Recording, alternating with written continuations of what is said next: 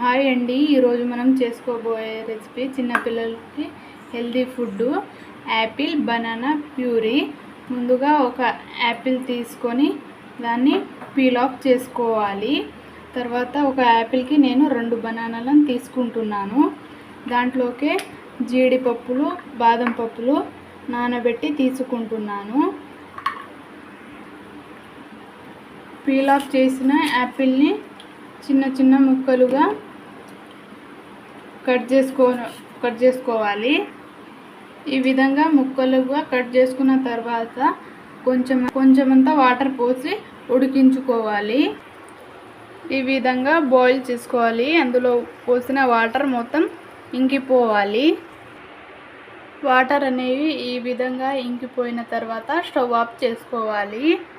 ఆ తర్వాత మనం తీసుకున్న జీడిపప్పు బాదం పప్పులను మిక్సీ పట్టుకుందాం.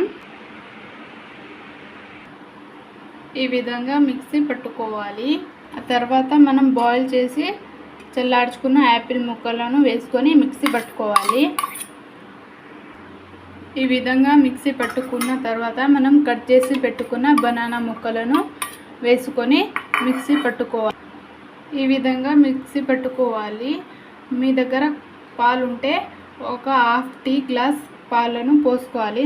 నా దగ్గర పాలు ఉన్నాయి కాబట్టి నేను కొంచెం అంతా పాలను పోసుకుంటున్నాను. లేదంటే అలాగే పిల్లలకి పెట్టేయచ్చు అండి. పాలు అనేది ఆప్షనల్. అంతే అండి, మన యాపిల్ బనానా ప్యూరీ రెడీ.